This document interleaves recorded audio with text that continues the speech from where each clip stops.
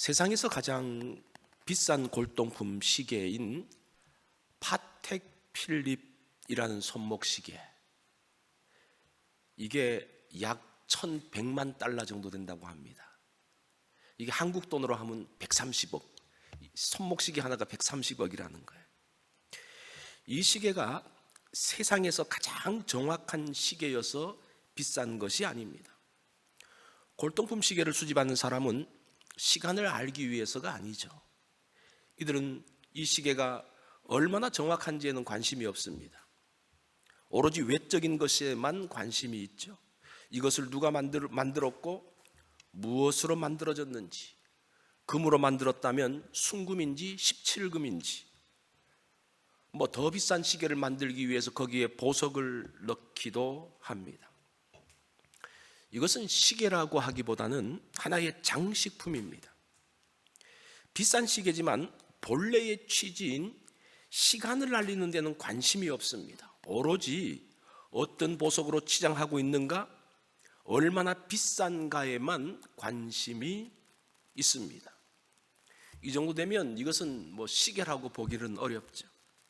이 시계는 원래 가치를 잃어버린 시계입니다. 원래 가치를 잃어버리면 이상한 현상이 나타납니다. 사람이 시계를 사용하는 것이 아니라 시계가 사람 위에 올라와 있습니다. 사람은 시계를 신주 모시듯이 모십니다. 이것이 우상의 시작입니다. 사람은 존재 자체로 존귀합니다. 어떤 것으로도 대체될 수 없는 하나님의 형상을 닮은 소중한 존재입니다. 그런데 우상이 생기면 원래의 존재 가치는 사라지게 됩니다. 사람이 돈에 집착하면 사람의 존재 가치는 잃어버리고 추한 모습을 하게 됩니다. 돈을 얻기 위해서 비굴하고 추악한 사람으로 바뀌어집니다. 권력을 얻기 위해서 악한 일을 서슴지 않습니다. 원래의 가치를 상실한 사람은 괴물로 변하게 됩니다. 그 대표적인 인물이 성경에 나오는데 그 사람이 삭개오입니다. 자, 성경은 이 삭개오를 어떻게 설명하는지 보십시오. 2절 말씀입니다. 삭개오라 이름하는 자가 있으니 세리장이요 또한 부자라. 요 한 절에 삭개오의 인생 전체가 담겨져 있습니다. 세리라는 말을 들으면 당시 사람들은 치를 떨었습니다. 이것은 지금 IRS 공무원, 세금 공무원이라는 말이 아닙니다. 로마의 권력과 결탁해서 백성들의 피를 빨아먹는 기생충과 같은 존재였습니다. 로마는 각 지역에서 총독을 세우고 그 지역을 통치할 뿐 아니라 세금을 거두게 했습니다. 총독은 로마가 할당한 세금의 30%를 덧붙여서 세금을 거둡니다. 그리고 그 30%를 자기가 갖죠. 그런데 이것을 총독이 거두는 게 아니라 세리한테 주는데, 이 세리장이 그것을 받아서, 그 금액을 받아서 거기서 50%를 더 얹어서 거두는 거예요. 그리고 이 세리장이 거두기보다는 세리들이 거두는데, 세리들은 거기에 또 자기의 목 30%를 더 거두어서 붙여서 거두게 됩니다. 그래서 나중에는 엄청나게, 예를 들어서 로마가 100만 불을 거두라고 하면 세리가 거두는 돈은 한 253만 불 정도가 되었다라고 합니다. 2.5배나 많은 돈을 거두었습니다. 그리고 삭개오가 있는 여리고는 여러 지역을 통하는 교통의 요지입니다. 애굽과 이디오피아에서 거기서 올라오는 상인들이 시나이 사막을 건너서 요단강 동편 왕의 대로로 가다가 만나는 첫 번째 오아시스가 여리고입니다. 뿐만 아니라 북쪽에서 시리아, 페르시아, 인도, 중국 등에서 나오는 물자가 쉬어가는 오아시스가 바로 이 여리고입니다. 그러다 보니까 이 여리고에는 큰 장터가 만들어집니다. 이곳 세관에서 세리장으로 일하는 사람이 삭개오입니다. 세관의 세리들은 세금만 거두지 않습니다. 여리고로 오는 장사꾼들에게 판매세를 매깁니다. 그래서 그 당시에 얼마나 그 세리들이 그 돈을 많이 거뒀는가 하니 수레가 오면 수레 바퀴마다 세금을 매겼다고 합니다. 자, 세리들이 이렇게 하니까 그 당하는 사람들의 마음이 어느 정도겠습니까? 미움 정도가 지나서 죽이고 싶을 정도였습니다. 그래서 그 당시에 유대인들은 세리를 향해서 로마의 개라고 불렀습니다. 유대 암살 땅인 젤롯 당원들은 세리를 암살 표적 넘버 원으로 삼았습니다. 이처럼 세리는 유대 백성에게 뼈에 사무치게 미워하는 대상입니다. 거지들도 세리가 주는 돈은 받지 않았습니다. 자신의 돈통에 들어와서도 버려버립니다. 이처럼 모든 사람들의 지탄을 받는 사람이 있다면 그 사람이 세리입니다. 이 정도면 이런 사람은 이미 사람으로서의 존재 가치를 상실한 사람입니다. 세리는 사람이 아닙니다. 죄인이라는 말도 점지 않습니다. 세리는 괴물입니다. 사람들의 피를 빨아먹는 흡혈귀와 같은 존재입니다. 또 어떤 표현을 할 수 있을까요? 우리가 생각나는 모든 나쁜 표현을 다 넣어도 모자라는 것이 세리입니다. 우리는 성경을 보면서 왜 사람들이 세리를 죄인이라고 부를까? 예수님처럼 관용을 베푸지 못할까 하는 생각을 합니다. 그 당시 그 배경을 잘 알지 못해서 그렇죠. 세리가 너무나 악한 사람들입니다.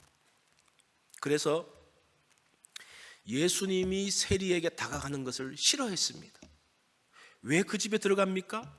왜 그런 사람에게 밥을 얻어 먹습니까? 거지들도 세리의 도움을 받지 않는데 예수님은 그렇게 해서는 안 되죠. 이것이 그 당시 사람들의 생각이었습니다. 그러니까 예수님이 삭개오에게 갔을 때 예수님을 비난했습니다. 비난하는 사람도 이해가 됩니다. 왜 세리가 이런 평판을 받으면서 살았을까요? 돈 때문입니다. 세리가 된 사람은 돈 한번 벌어보려고 작심한 사람들입니다. 사람들이 무엇이라고 말해도 귀를 막고 오로지 돈만 버는 사람이었습니다. 암살단이 자신을 노리는 것을 알아도 목숨 걸고 돈을 버는 사람이었습니다. 세리는 인간이기를 거부한 사람입니다. 돈의 노예로 돈을 만드는 기계로 살기로 작정한 사람들입니다. 이런 사람이 돈을 우상으로 섬기는 사람입니다. 돈에 인생을 건 사람이죠. 사실은 돈이라는 것은 좋은 것입니다. 사람에게 도움이 됩니다. 사람들의 삶을 윤택하게 만들어줍니다. 돈을 주면 굶주린 사람을 먹일 수가 있습니다.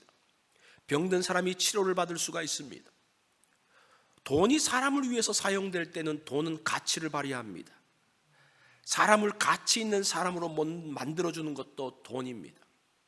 그런데 돈이 사람 위에 올라서면 상황은 완전히 바뀌어집니다. 돈만 하는 피도 눈물도 없는 사람으로 변합니다. 상상할 수 없는 말과 행동을 하게 됩니다. 돈의 위치, 가치가 바뀌어졌기 때문입니다. 2절 말씀을 다시 봅니다. 삭개오라 이름하는 자가 있으니 세리장이요 또한 부자라. 자, 어떻게 보면 삭개오는 자기 분야에서 성공한 사람입니다. 여리고 지역 세리 소장입니다. 장입니다. 이것은 이스라엘에서 돈을 많이 거둔 3대 세관 중에 하나입니다. 그것이 가이사라, 가버나움, 여리고, 이 세 개가 정말 세관으로서는 요지였습니다. 세리가 로마의 세금을 거두기 때문에 로마 군인들이 보호해 줍니다. 그 지역에 로마 군대 대장이 오면 세리장에게 인사하러 온다고 합니다. 돈과 권력은 함께 가기 때문입니다. 삭개오는 부자였습니다. 부자는 대부분의 사람들이 좋아하는 말이죠. 부자 되고 싶어 하잖아요. 그런데 자기 분야에서 최고의 자리에 오르고 부자가 되는 것이 사람들의 목표가 아닙니다. 우리가 우리 자녀들을 위해서 기도할 때에 그 기도 제목이 장자리를 갖고 부자가 되는 것이 아닙니다. 그런 관점에서 보면 삭개오는 많은 사람들이 원하는 대로 이미 그런 자리에 오른 사람입니다. 기대대로 성공한 사람입니다. 그런데 이 사람이 진정으로 성공한 사람일까? 라는 것은 다시 한번 생각해 볼 필요가 있겠죠. 우리가 삭개오의 사건을 보면서 우리의 삶의 목표가 과연 무엇인가?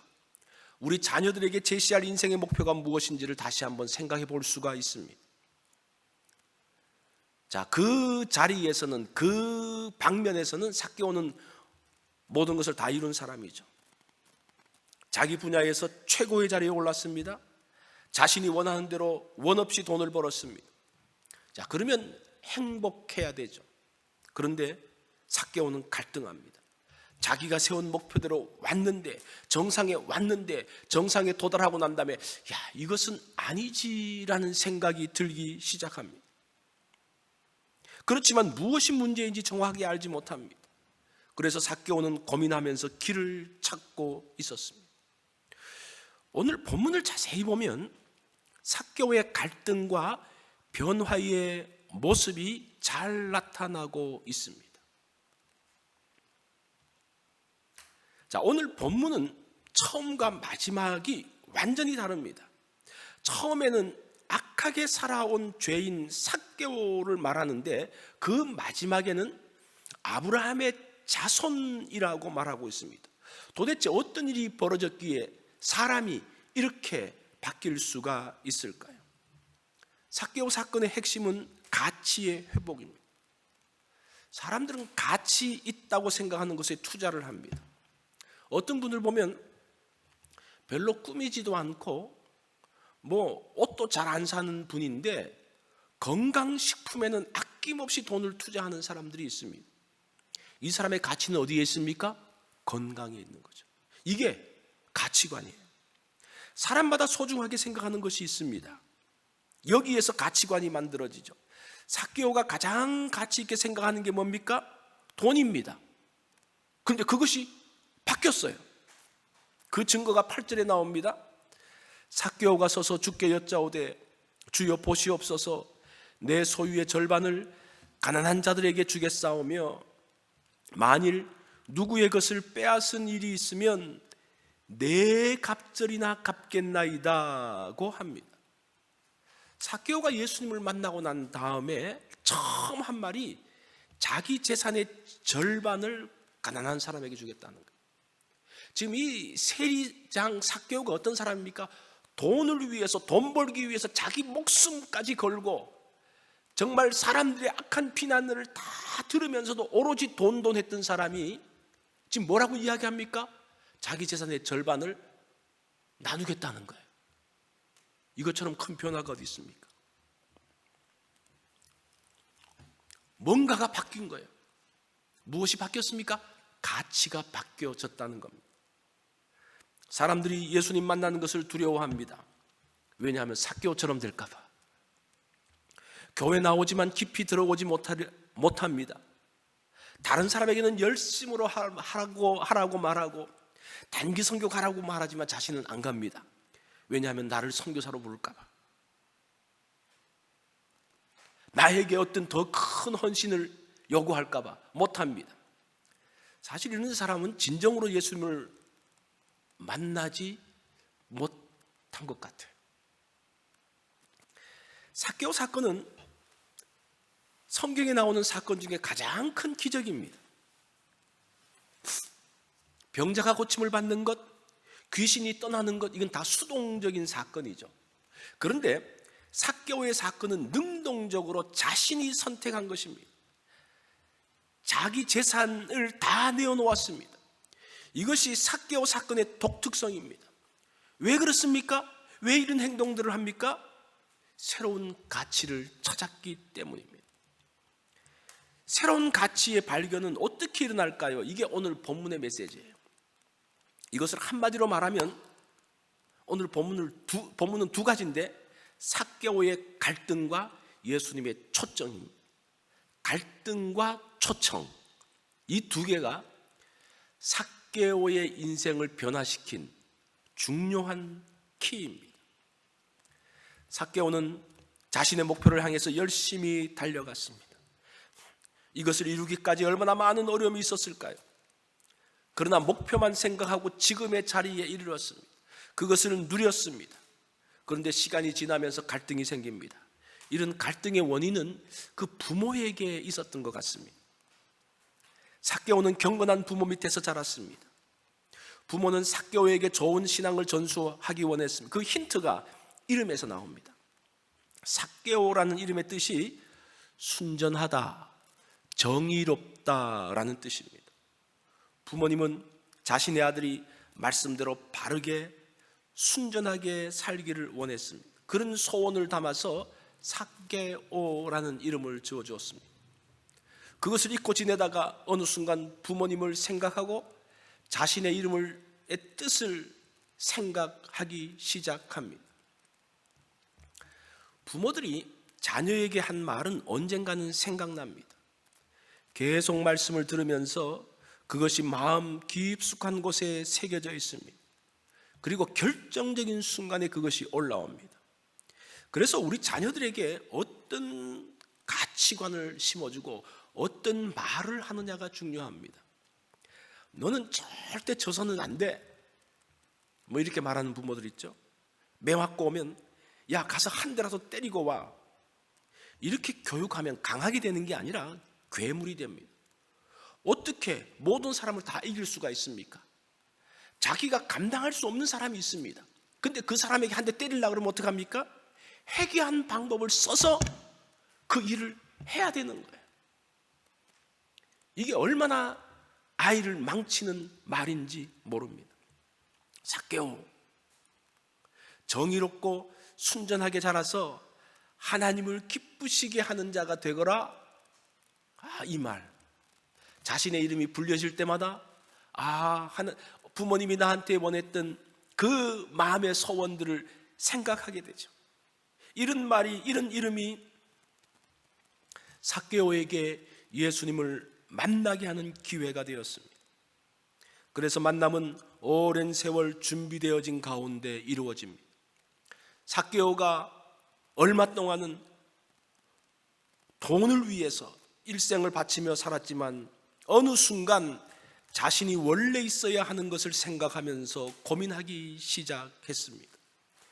신앙을 위해서 고민한다는 것은 축복입니다. 자, 삭개오의 변화는 자신의 의지로만 만들어지는 것이 아닙니다. 구원은 하나님의 주권적인 은혜입니다. 그게 중요하죠. 예수님께서 더 적극적으로 삭개오에게 다가가십니다. 5절을 보십시오. 예수께서 그곳에 이르사 쳐다보시고 이르시되 삭개오야 속히 내려오라, 내가 오늘 내 집에 유하여야 하겠다 하시니. 삭개오가 뽕나무, 정확하게 말하면 무화과 뽕나무입니다. 잎은 뽕나무인데 열매는 무화과인 그런 나무죠. 예수님은 뽕나무에 오른 삭개오를 지나쳐서 갈 수도 있지만 예수님은 그곳에 이르러서 삭개오를 바라보십니다. 그리고 이렇게 말씀하십니다. 삭개오야 속히 내려오라. 이름을 불러주십니다. 예수님께서 어떻게 삭개오의 이름을 아셨을까? 예수님은 뭐 전지전능하신 분이기 때문에 다 아시겠지, 뭐 그렇게 말할 수도 있겠고, 또 어떤 사람은 세리 출신인 마태가 그것을 알려줬다고 말합니다. 이전부터 여리고에 가면 삭개오라는 세리를 한번 만나보십시오. 이 세리끼리는 뭔가 통하는 게 있으니까 그 사람이 고민 중에 있습니다 라고 했다는 것입니다. 어찌되었든지 간에 예수님의 입에서 삭개오라는 이름이 불러질 때 삭개오는 마음에 충격이 있었을 것입니다. 예수님은 삭개오의 이름을 부르십니다. 그 말은 예수님은 삭개오를 알고 계셨다는 겁니다. 삭개오의 고민을 알고 계셨다는 겁니다. 그래서 오늘 내 집에 유하여야 하겠다고 합니다. 여기서 하겠다라는 말이 필요하다라는 그런 뜻입니다. 데이라는 단어인데 원문 그대로 말하면 내 집에 유하여야 할 필요가 있다. 예수님이 분명한 의도를 가지시고 삭개오의 집에 들어가겠다고 말씀하고 있습니다.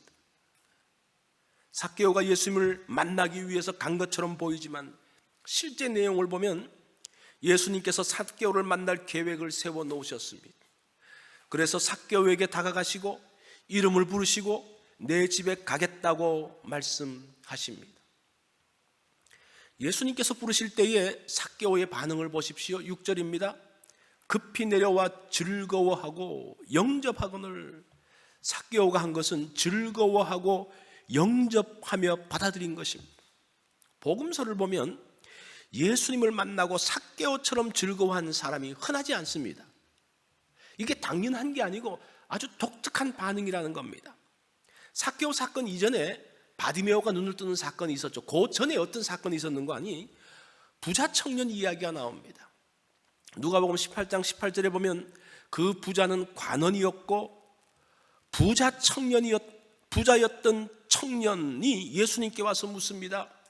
선한 선생님이여, 내가 무엇을 하여야 영생을 얻으리이까? 이 사람과 삭개오를 비교해 보십시오. 아주 유사한 점이 많습니다. 이 사람은 관원이었다고 합니다. 좋은 직업을 가지고 있었습니다. 23절에서는 큰 부자였다고 말합니다. 뿐만 아니라 영생에 관심이 있었습니다. 십계명의 말씀을 다 지키고 사는 사람이었습니다. 그때 예수님께서 말씀하시죠. 너에게 한 가지 부족한 것이 있다. 18장 22절에 보면 예수께서 이 말을 들으시고 이르시되 내게 아직도 한 가지 부족한 것이 있으니 내게 있는 것을 다 팔아 가난한 자들에게 나눠주라. 그리하면 하늘에서 내게 보화가 있으리라. 그리고 와서 나를 따르라 하시니 그 사람이 큰 부자이므로 이 말씀을 듣고 심히 근심하더라. 자, 보세요. 있는 것을 팔아서 가난한 사람에게 나누어 주고 나를 따르라고 하니까 이 사람이 어떻게 합니까? 그 재산이 많기 때문에 근심하면서 돌아갔다고 말합니다. 삭개오처럼 이 사람도 돈이 많았습니다. 그런데 삭개오는 자기의 재산의 절반을 끊어서 나눕니다. 가치관의 문제예요. 이 부자 청년은, 이 관원은 돈이 더 중요하다고 생각해요. 돈이 자기의 인생을 지키는 중요한 것이고 이 돈이 있어야지 잘 살 수 있다는 그런 가치관을 가진 사람이었습니다. 어디에 가치를 두느냐에 따라서 사람의 행동이 달라집니다. 돈이냐 영생이냐, 돈이냐 예수님 말씀이냐, 여기에서 부자 청년은 돈을 선택합니다. 그런데 모든 사람들이 죄인이라고 욕하는 삭개오는 돈을 내려놓고 영생을 택합니다. 자신이 선택한 것에 따라서 그의 인생이 달라집니다. 새로운 가치를 찾은 삭개오에게 예수님은 새로운 소속을 주십니다. 이 사람도 아브라함의 자손이다. 사람들은 세리는 구원받은 백성이 아니라고 했지만 예수님은 구원받은 하나님의 백성이라고 합니다. 자, 이제 세리 삭개오가 아브라함의 자손이 되었습니다. 하나님의 언약 백성이 되었습니다. 자, 이 시기는 예수님의 마지막 여행입니다. 이제 여리고에서 예루살렘으로 올라가서 마지막 주간을 보내고 십자가에 달리십니다. 그렇게 본다면 이 삭개오가 예수님을 만난 그 시점은 마지막 순간에 예수님을 만난 것입니다. 이 삭개오는 마지막 기회를 놓치지 않았습니다. 부자 청년은 예수님 앞에 가서 멋지게 이야기했죠. 선한 선생님이여, 어떻게 하여야 내가 영생을 얻으리이까? 멋진 만남이었습니다. 그렇지만 예수님께서 가치 선택을 요구하셨을 때에 그는 슬퍼하며 근심하며 떠났다라고 말합니다. 그것이 예수님과의 마지막 만남이었습니다. 마지막 기회는 언제 올지 모릅니다. 주님께서 기회를 주실 때에 잡아야 합니다. 남태평양 섬들에서는 아주 재밌는 방법으로 원숭이를 잡는다고 말합니다. 나무에 줄을 묶어 놓은 여러 개의 야자 열매에 구멍을 내고 거기에 땅콩을 잔뜩 넣어두고 멀리서 숨어서 기다립니다. 그러면 그 땅콩 냄새를 맡은 원숭이들이 몰려오죠. 그래서 그 야자 열매 구멍에 손을 쑥 집어넣고 땅콩을 한 움큼 집니다.